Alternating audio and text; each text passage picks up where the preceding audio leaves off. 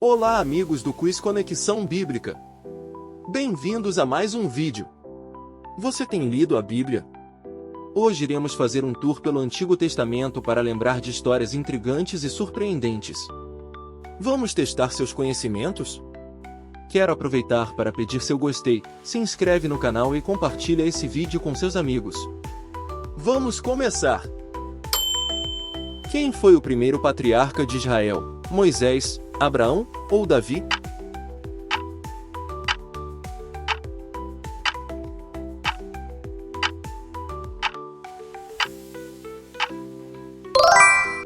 Acertou-se, falou Abraão. Abraão, o pai da fé, foi chamado por Deus para deixar sua terra e seguir para um lugar desconhecido, onde ele se tornaria o patriarca de uma grande nação. Sua obediência e fé foram fundamentais para a história de Israel. Confira em Gênesis 12, 1-3. Qual foi a quinta praga que Deus enviou sobre o Egito? Morte do gado, escuridão ou gafanhotos?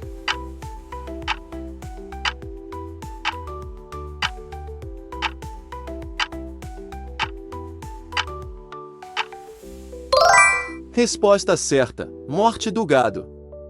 A morte do gado foi a quinta das 10 pragas enviadas por Deus ao Egito. Essa praga atingiu somente os rebanhos dos egípcios, poupando-os dos israelitas, demonstrando o poder soberano de Deus sobre a criação e seu julgamento sobre os opressores de seu povo. Confira em Êxodo 9, 1-7. Qual era o propósito do bode expiatório no dia da expiação? Ser queimado, ser mantido santo ou carregar os pecados?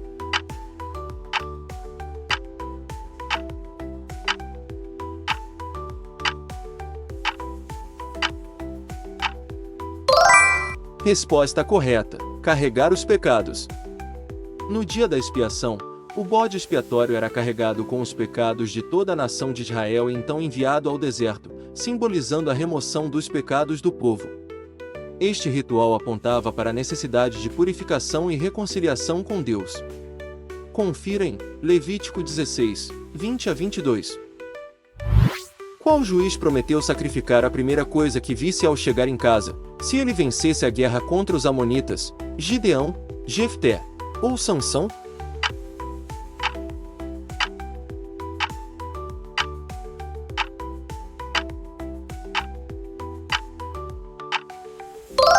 Acertou-se, disse Jefté. Jefté, ao prometer sacrificar a primeira coisa que saísse de sua casa se vencesse os amonitas, acabou sacrificando sua própria filha. Seu voto precipitado ensina sobre a gravidade de fazer promessas a Deus sem considerar as consequências. Confira em Juízes 11, 30-31. Quem foi o sacerdote que criou Samuel? Eli, Arão ou Melquisedeque?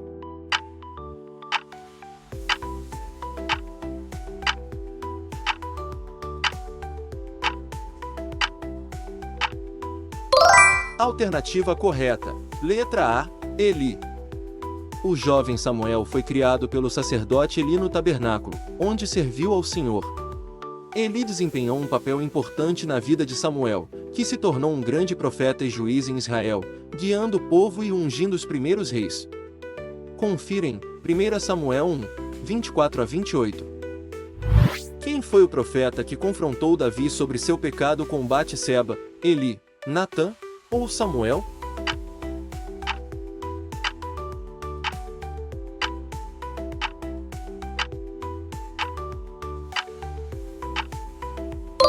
Acertou-se, respondeu Natã. O profeta Natã confrontou o rei Davi com uma parábola sobre um homem rico que roubou a única ovelha de um homem pobre. Ao entender a mensagem, Davi reconheceu seu pecado com Batseba e o assassinato de Urias, e se arrependeu profundamente. Confira em 2 Samuel 12, 1-7. O que os espiões enviados por Moisés trouxeram de Canaã para mostrar sua fecundidade? Figos e romãs, uvas ou todas as alternativas?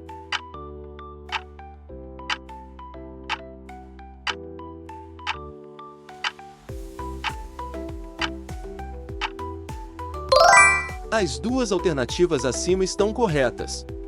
Os espiões enviados por Moisés para explorar Canaã voltaram com uvas, figos e romãs como prova da fertilidade da terra prometida. No entanto, Apesar das riquezas da terra, a maioria dos espiões trouxe um relatório desanimador, desencorajando o povo de entrar na terra.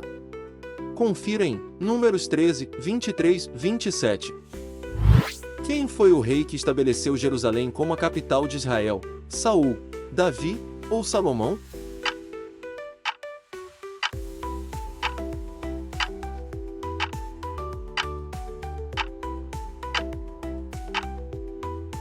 Acertou-se, respondeu Davi.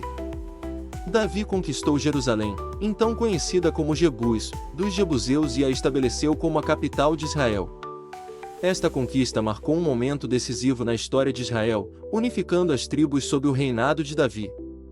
Confira em 2 Samuel 5, 6, 9.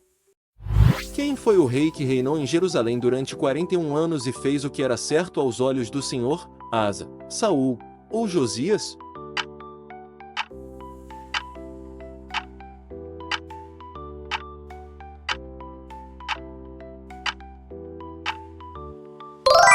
Resposta correta: Asa. Asa foi um dos reis mais justos de Judá, reinando por 41 anos. Ele fez grandes reformas religiosas, removendo ídolos e restaurando a adoração ao Senhor. Seu reinado é lembrado por seu compromisso em seguir os caminhos de Deus. Confira em 1 Reis 15, 11 a 14. Quem foi o líder que ajudou os judeus a reconstruir o templo em Jerusalém? Neemias, Esdra ou Zorobabel?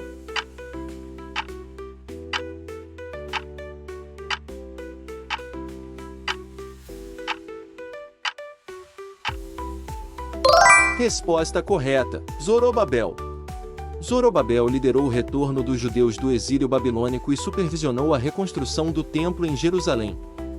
Sob sua liderança, o fundamento do templo foi lançado, marcando o início da restauração espiritual de Israel. Confira em Esdras 3, 8, 13.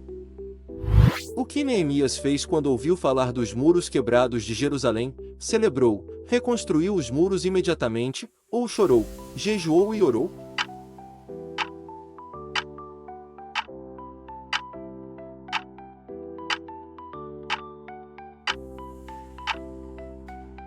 Acertou-se, respondeu, chorou, jejuou e orou.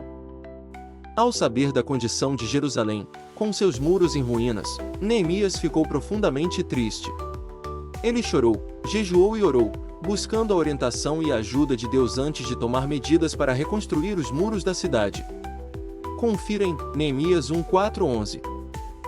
O que Ester fez para salvar seu povo da destruição? Liderou um exército para a batalha? Ela moveu os judeus para um lugar seguro? Ou ela revelou ao rei uma conspiração contra os judeus?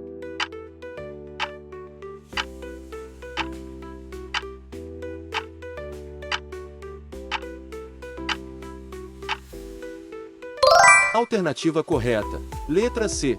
Ela revelou ao rei uma conspiração contra os judeus.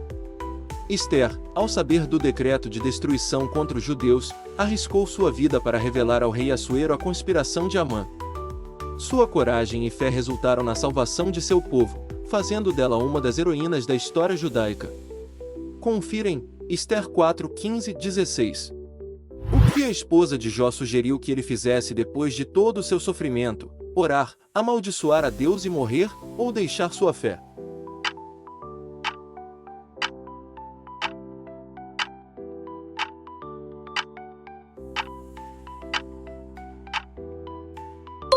Letra B. Amaldiçoar a Deus e morrer. Em meio ao sofrimento extremo de Jó, sua esposa sugeriu que ele amaldiçoasse a Deus e morresse. No entanto, Jó manteve sua integridade e fé, recusando-se a seguir o conselho de sua esposa e continuando a confiar em Deus apesar das adversidades. Confira em Jó 2, 9. Qual salmo é conhecido como O Senhor é o meu pastor, Salmo 91, Salmo 28 ou Salmo 23?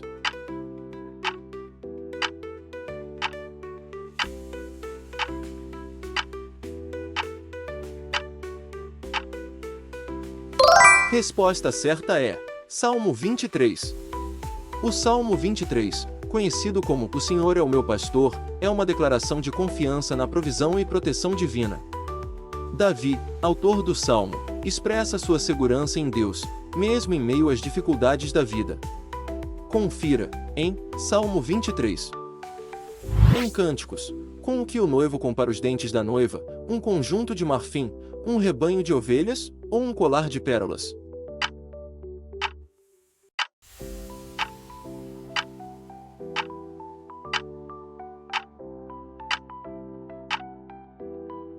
Resposta certa, um rebanho de ovelhas. Em Cântico dos Cânticos, o noivo compara os dentes da noiva a um rebanho de ovelhas recém-tosquiadas, brancas e alinhadas, realçando a beleza e a pureza da noiva. Esta imagem poética destaca o apreço do noivo por sua amada. Confira em Cânticos de Salomão 4, 2. Em Eclesiastes, o que o autor diz ser todo o dever do homem: ganhar sabedoria, temer a Deus e guardar seus mandamentos, ou buscar prazer?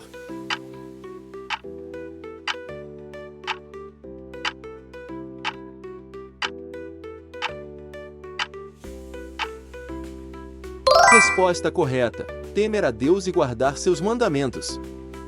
Em Eclesiastes, o autor, identificado como pregador, conclui que o dever de todo homem é temer a Deus e guardar seus mandamentos, pois isso é o que dá sentido à vida, em contraste com a futilidade das buscas humanas por prazer e sabedoria. Confira, em Eclesiastes 12, 13. Em Isaías, o que é descrito como sendo como escarlate será branco como a neve: pecado, cabelo ou sangue?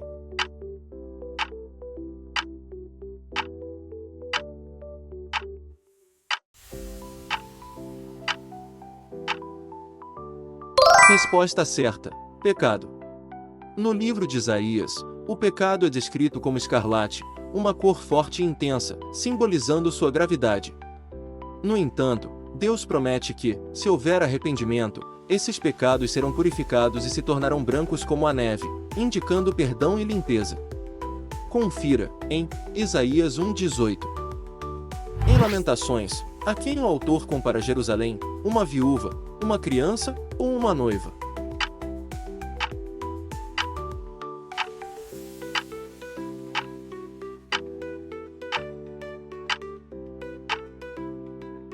Resposta certa: uma viúva. Em Lamentações, Jerusalém é comparada a uma viúva, sozinha e desolada após a destruição pelos babilônios. Esta imagem reflete a profunda tristeza e perda sentida pelos habitantes de Jerusalém, que antes era uma cidade gloriosa.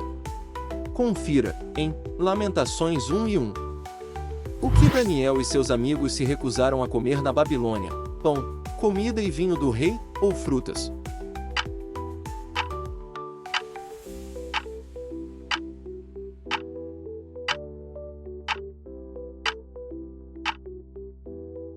Acertou-se, disse: comida e vinho do rei. Daniel e seus amigos se recusaram a comer a comida e o vinho do rei da Babilônia, optando por manter suas leis dietéticas judaicas. Essa decisão de permanecer fiel a Deus, mesmo em terra estrangeira, resultou em bênçãos e favor divino. Confira, em Daniel 1:8. Como Oséias chamou seu segundo filho, como forma de dizer que os israelitas não eram o povo de Deus: Jezeel, Lo-ami, Lo-ruama.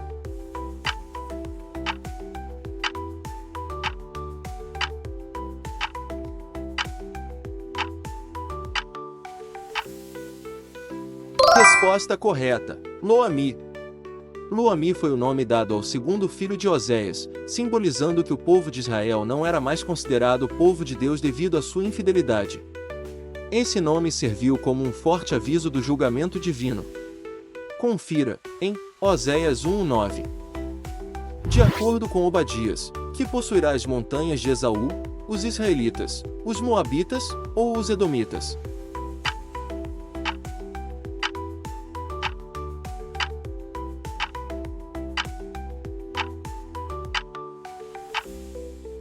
Acertou-se e respondeu: os israelitas. Segundo a profecia de Obadias, os israelitas possuirão as montanhas de Esaú, representando o triunfo final de Israel sobre seus inimigos e a restauração do reino de Deus na terra. Confira, em Obadias 1:21. O que Amós viu em sua visão que representava o julgamento de Deus: uma linha de prumo, um fogo ardente, ou um enxame de gafanhotos?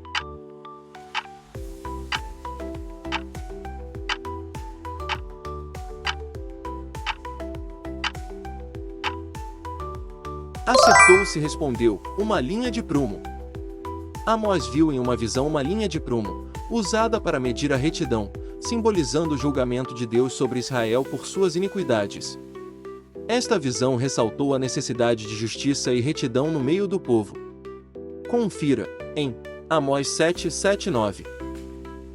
De acordo com Miqueias, onde a casa de Deus será estabelecida nos últimos dias, na praia, na montanha mais alta ou no deserto?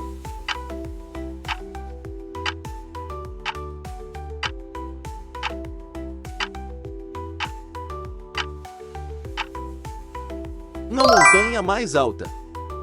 Em Miqueias, a casa de Deus será estabelecida na montanha mais alta nos últimos dias, significando o domínio universal de Deus e a centralidade de Jerusalém como centro de adoração e justiça. Confira, em Miqueias 4:1. O que Jonas disse ser o motivo da tempestade que ameaçava destruir o navio que ele estava, os pecados dos marinheiros, sua desobediência a Deus ou um desastre natural?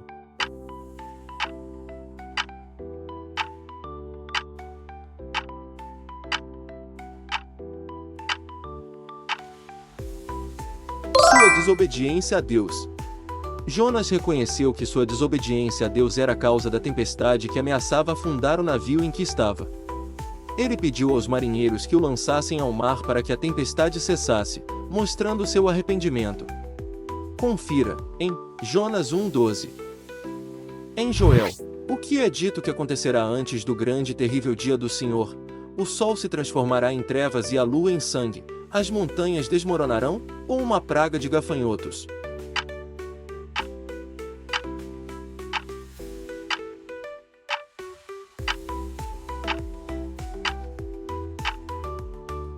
O sol se transformará em trevas e a lua em sangue. No livro de Joel, é dito que o sol se transformará em trevas e a lua em sangue antes do grande e terrível dia do Senhor, sinalizando eventos cósmicos que precederão o juízo final e a vinda do reino de Deus. Confira, em Joel 2:31. Agora me conta nos comentários como você se saiu nesse desafio. Quantas questões acertou? Não esquece de deixar seu gostei, compartilhar com seus amigos e se inscrever no canal.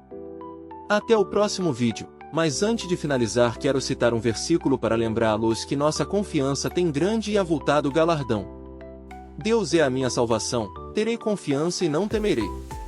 O Senhor, sim, o Senhor é a minha força e o meu cântico, Ele é a minha salvação. Isaías 12, versículo 2.